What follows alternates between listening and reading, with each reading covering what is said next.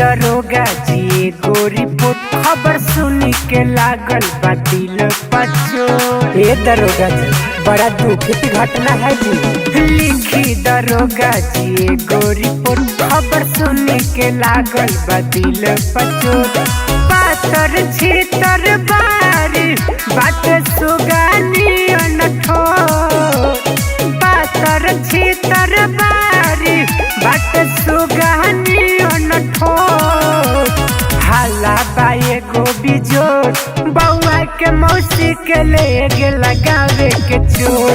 हाला बाए गो बिजोर बउआ के मौसी के ले गेला गावे के चोर।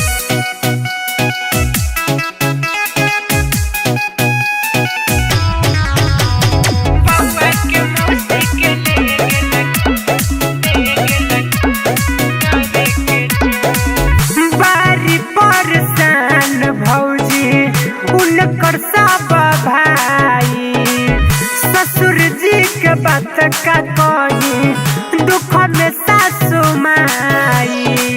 एगो साली रहे भैया के ए दरोगा जी। आए है बारी परसान भौजी उनकर सब भाई ससुर जी के बात का कही दुख में सासु माई। छोटे छोटे बारी बाकी दिलों के बारी कमजोर। हाला बाए गो बिजोर बउआ के मौसी के ले गेला गावे के चोर। हाला बाए गो बिजोर बउआ के मौसी के ले गेला गावे के चोर।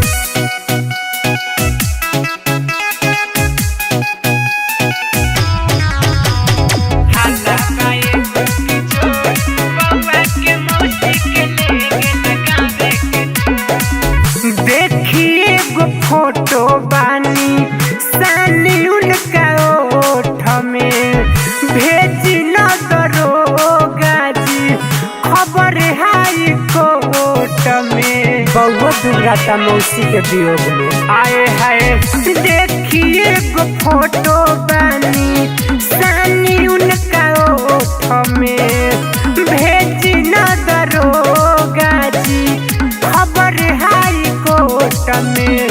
अभिषेक बबुआ विपिन सोनू के देखत न रहे कबोर। हाला बाए गो बिजोर बउआ के मौसी के ले गेला गावे के चोर।